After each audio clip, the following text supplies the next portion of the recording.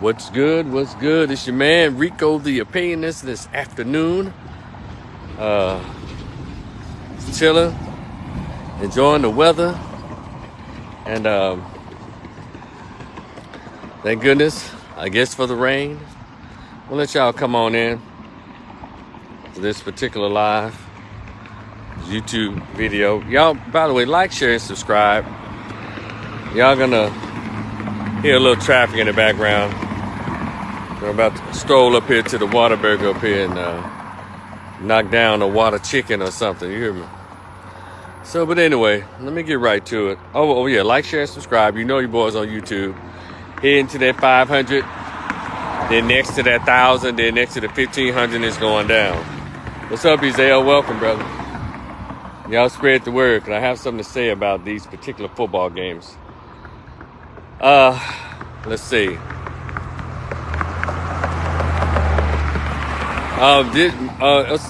Okay, most recently, because by the way, y'all know I'm a Grambling man. Let me let y'all see my shirt. I've had this shirt quite a bit and I love it because I love my university.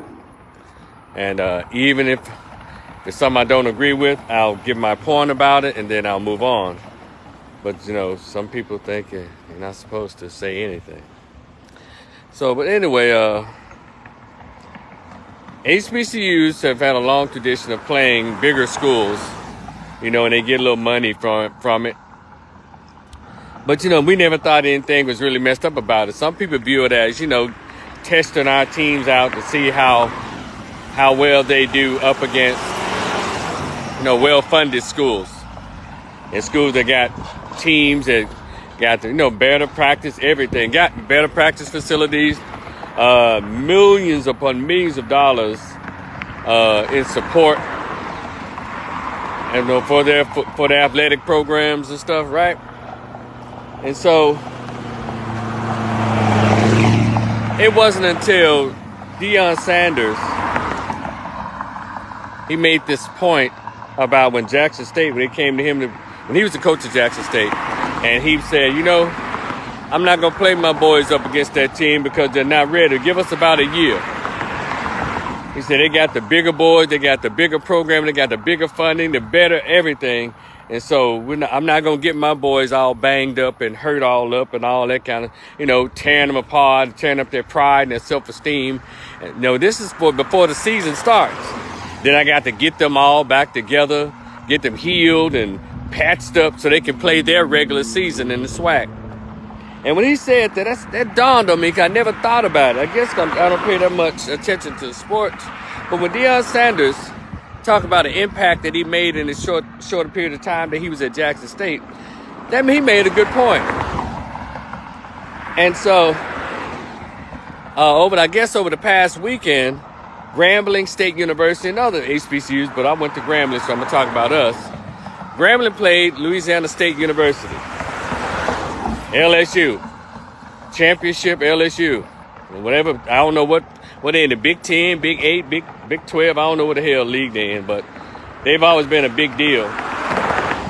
And Grambling went up against them.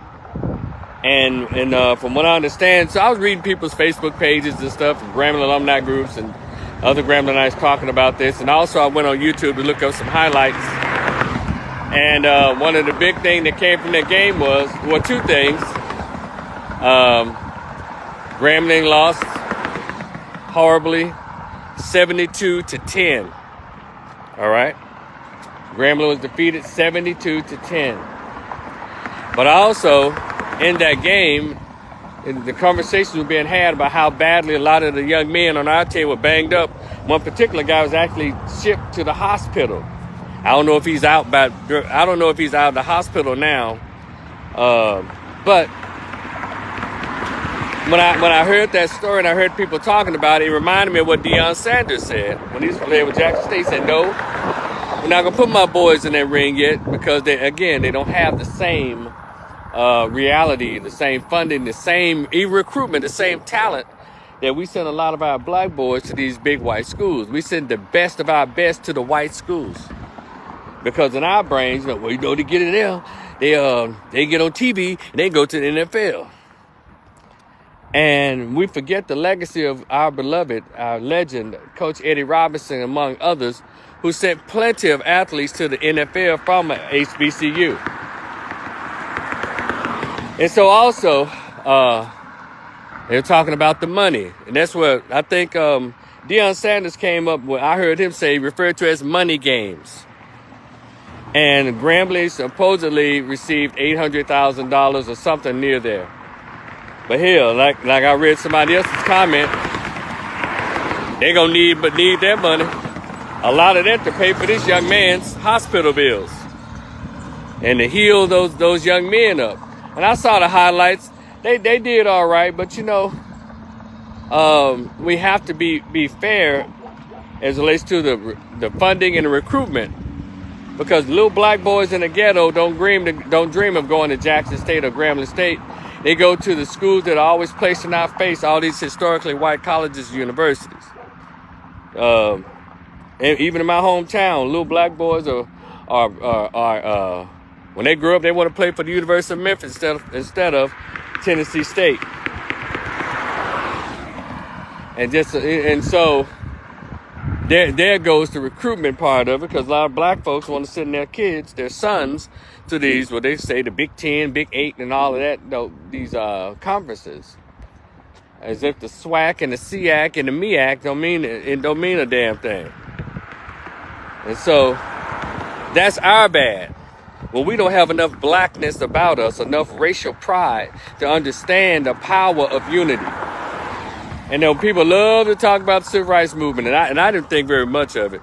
But for those who just love to bring up the civil rights movement and all of that, you know, love to talk about it. But at least one thing about the civil rights movement, they had enough couth, even though it's kind of backwards, but they had enough couth to band together to do the Montgomery bus boycott. When black people got on the same page, all in this city, they shut down a bus company. But not to start their own bus company, but just to sit in the front of the goddamn bus that's owned by other people. So that was the kind of retardation of the civil rights movement. Y'all didn't want to come and sit in restaurants so you can own the restaurants. Y'all want to just be able to sit at the counter with white folks and have a bowl of grits or a hamburger next to a Caucasian. That was the ignorance and the stupidity of the civil rights movement. That's why I believe that the civil rights movement was a setup from the beginning.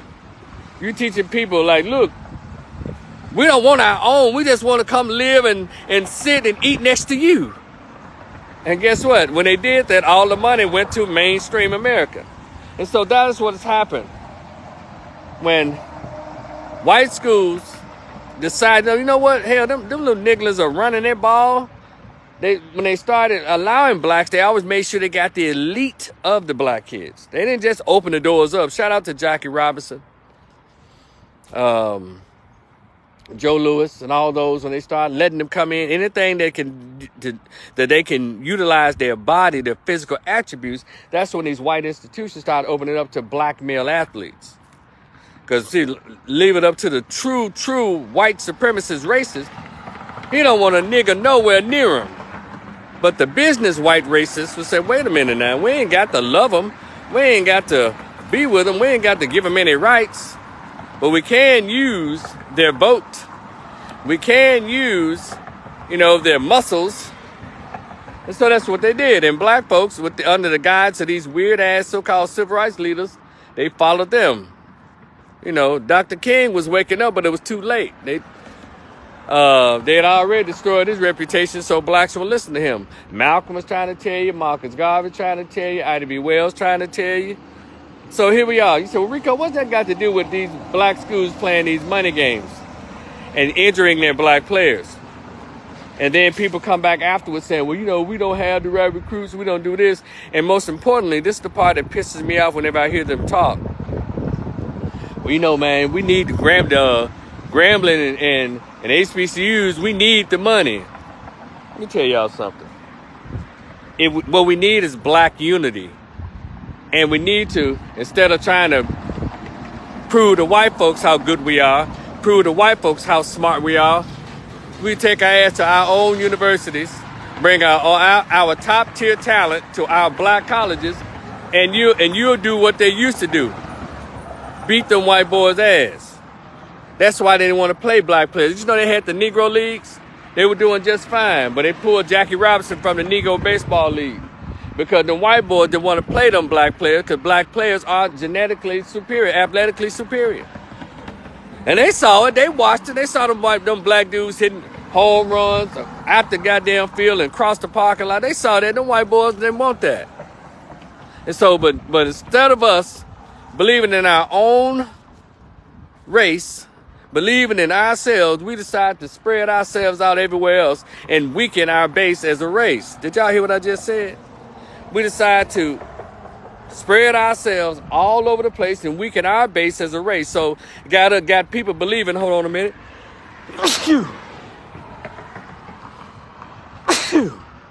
We further push the lie that, you know, we can't do nothing without white folks.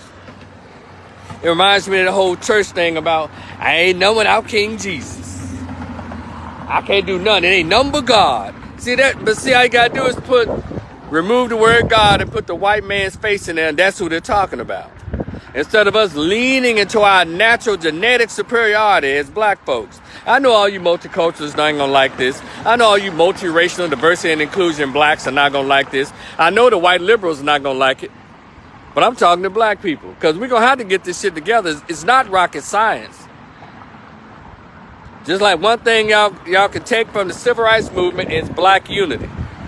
But we've gotten so multicultural, we got so multiracial, we've married into everything, we got mixed kids, all this shit everywhere. And which is, you can do what you want to do, but stop pressing the inferiority button when it comes to black people. Because when you do that, you participate in it. When you send your black son someone other than an HBCU and he's the top player of the world, you're doing the race a disservice. And I know y'all hate when I use the word race, but I'm going to keep using it, goddammit. Because y'all going to get it one day. When you know why they hate Deion Sanders so much? It's a twofold. I'm going to get back to the black folks and this money and playing these money games. You know when they really started hating Deion Sanders? See, if Deion Sanders just talking shit and just playing the little regular players that he playing and he wasn't winning, white people be calm with that. Y'all don't understand the nature of white people. They good as long as they still know that they're on top. But when you start cracking the code and start changing the minds of black kids, black people, and they start investing their money into all things, you know, economics, political, education, into black folks, that's when that white racist comes out. It's already an ongoing system. They let a few through the crowd. You know, they say, you get your degree, you work hard. You know, they got all of us believing that shit. But y'all know damn well, whenever a black kid, a black man or black woman is allowed into any sport, they start taking it over. Shout out to Coco, by the way, who got on that white girl ass for halfway being on the same team as her white female opponent. And she's like, no, that's not true. So shout out to Coco. Who probably learned from Venus and Serena how they try to play games in tennis. And they got a couple of brothers and one black man in tennis right now that's on their ass. So again, you start putting black men and black women in swimming. I saw a sister already winning the medals. See, the thing is to keep us mentally thinking that we're just mediocre people when they know damn well when they ran across black men and black women, they saw the archetype of God. Give y'all a minute. They saw the prototype of what God created. And they're the human come lately, or the person of, what are they? They're the beings of lately, come latelys to the actual human beings. And so we keep playing stupid games and winning stupid prizes. And so we wonder, and so I'm saying all this because the comments are the same and they get dumber and dumber. Well, you know, we got to play those games because, you know, black schools don't get the support and we need the money. And here you go with this shit. Black alumni don't give like they supposed to these black colleges. Let me tell you something, dumbass. See, anybody who says that stupid shit, you don't know about racism and white supremacy. You don't understand systematic racism. It doesn't have to be in your face. It's almost a way of life in this country and across the world. I look at simple things. We say it and we just let it like water off a duck's back. We just say stuff like, you ever notice when you go to an all-white neighborhood, you see 1, 2, or 3 families move in, all of a sudden you see for sale signs popping up all in that neighborhood? And my question has always been, how are they able to do that? As soon as this white neighborhood sees about 2 black families all of a sudden, now they could be just moved into the neighborhood 3 months earlier. But all of a sudden they're able to move. And y'all think it's because they got good credit or because they got so much money? No. They work in conjunction with the banks, the system, something we don't own. Like all the stuff that we utilize, I don't understand why 40 million blacks have not gotten it through their thick heads. And the only way for you to survive anywhere is to have your own. But we still run around here not believing what racism and white supremacy is. And if y'all need to understand what that is, I got a couple of books I can send your way. Look, if you like a copy of my black book list, hey, send me $6. Cash App, Rico the Opinionist, $ Rico the Opinionist, or PayPal, Rico the Opinionist. I'll send you a copy of my black book list so you can get an understanding. You ain't got to hate nobody because they're white or Mexican or whatever. You ain't got to do none of that. But see, what we don't have is the understanding. And everybody tried to give us an understanding about real racism and all that. They get murdered. And they even send some Negroes to do it so you can say, well, you know, they was killed by their own people.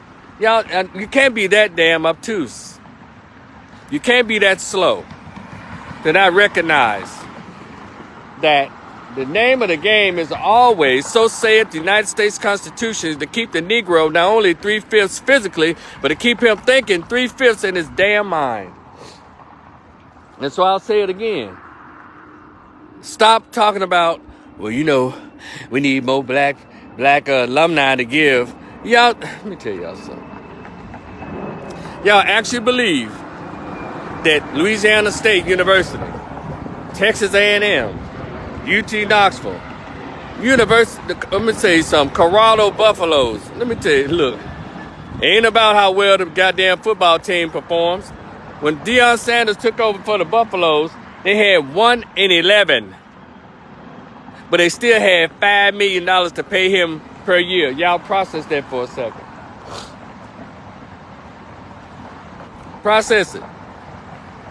And I'm not knocking Deion at all. I want y'all to understand, y'all need to pay attention to how these folks are reacting to Deion. And how a lot of us, out of jealousy or not understanding. You know, Deion came to Jackson State. He is not to be expected to lead that kind of damn movement. He did what he came to do. What we're supposed to have done was take his example and run with it. And one thing about my community, we always look for a Jesus Christ to do all the goddamn work when there's got 40 million of us. You know, you can't have no one Malcolm X. It should be at least 50,000 Malcolm X's. You can't have no one Fannie Lou Hamer. It should be at least 100,000 Fannie Lou Hamers. We all sit back and watch one person battle the devil, and then when the devil overcomes him, well, you know, man, people got to be careful. You know, you can't be saying all that stuff. You know, they gonna get you. That's the kind of bootlick Sambo-ass behavior that too many blacks in America have. And it's not just ghetto blacks, it's these blacks with, we're called niggas with the good jobs and the high degrees and high professions. Y'all worse than the so-called hood blacks. Matter of fact, a lot of y'all work against black people with this racist system. Because my question is to these HBCUs and the leadership there, what's good? Why haven't y'all filed these multi-billion-dollar lawsuits against the state that your HBCU is in? Why haven't y'all fought for land grant status like they started off to be? Hell, I remember Attorney Thomas Todd at Grambling and the best president that I knew that I loved, Dr. Joseph B. Johnson. They were always in the courts, always in the news talking about that damn consent decree and getting their money. and the fight is not over. Y'all gonna have to get a lawsuit going, get a good attorney, or get a group of attorneys to file a multi-billion-dollar lawsuit against these racist states. Do y'all know where the money came from for Colorado? Y'all know where the money came from for Texas A&M, Nebraska, all these big elite white schools? The money came from insurance companies. It came from slave labor. It came from slaves. That money they got came from 250 years ago, and they was paying the slave owners. When insurance premiums, after they murdered and beat the shit out of the slaves and worked them to death, especially after the Civil War, when they freed the slave, they paid them. This government paid the slave owners,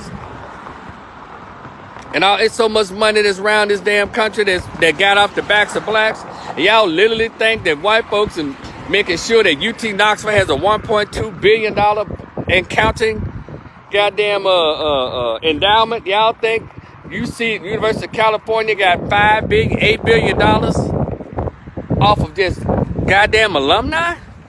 Are y'all that stupid? And so we gonna have to be either by choice or by force to be black. I know a lot of you don't like to say that, and it's to your detriment.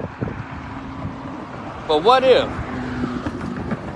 at least 10 million black folks say, I'm black? We're not dealing with African-American shit, because African-Americans, that has American on the end of it.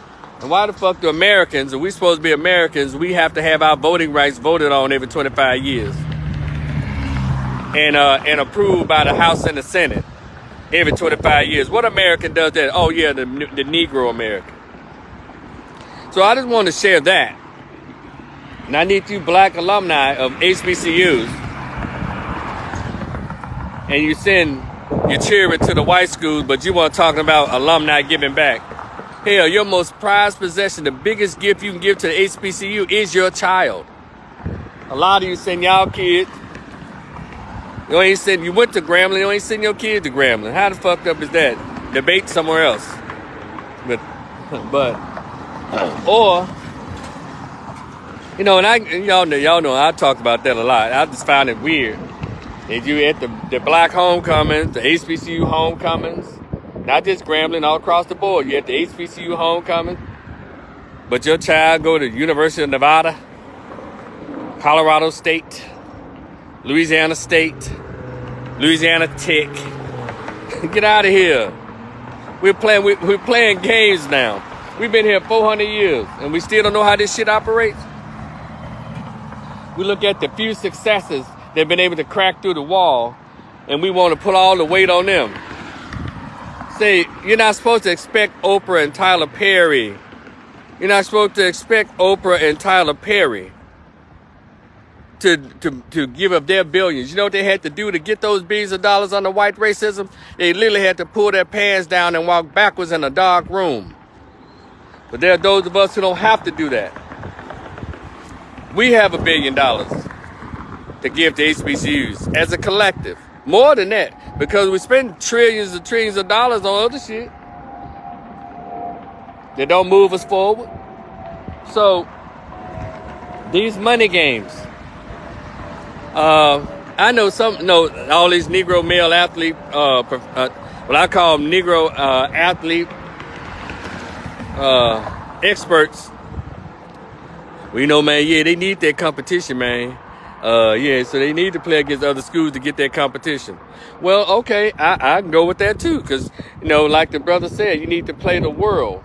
But also, in order to play the world, you have to be properly equipped. Give them the money, give them the same practice facility, give them the same recruits. Now, I ain't forgot my point about Deion Sanders either. You know what? You know why they really hated Deion Sanders? Because Deion Sanders has a platform, and he has a sports legacy where black boys, top tier. Y'all remember those top tier black football players decided to forego the big white schools and come to play with Deion at Jackson State?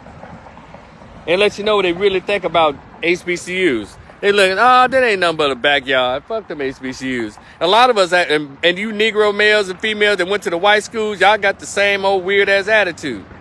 But then we go to our homecomings, y'all looking stupid and looking deprived. You goddamn right, ain't nothing like an HBCU experience. And still, we work right next door to you. We work in the same corporation that you work. We're in the same business that you're in, be it actors, be it politicians, be it whatever. Corporate America, we right there with you. But you thought you was getting a better ride because you went to University of North Carolina? And then you go to your homecoming, blah. You come to a Grambling State University or Jackson State or Howard. You see the Rutgers. You see the hey. You sitting there looking stupid like, wow, damn, I wish I had gone to HBCU. Yeah, you could have. And as it relates to HBCUs not having these particular programs, that all goes back to money too. You know, we don't send our best and brightest. And number two, when are we going to have these goddamn lawsuits at these states where HBCUs are? Like in Louisiana, the state gives LSU damn near double what they give Grambling. And same as Louisiana Tech. White school right next door, always hated on Grambling. You know, we looked at it as like the hood school, but we're still turning out more black graduates and turning out to be successful people in this society than any of these HBCUs. We see the numbers, we see the statistics, and we still don't believe in us. Hell, Deion Sanders like, do you believe? Yeah, they need to be the black people. Do you believe? Do you believe in us? Do you believe in our race? Do you believe in unity? Do you believe? Yeah. Deion Sanders, Oprah, Tyler Perry, they don't have to give all their whatever to black people. And they had to go through a different system in order to make it.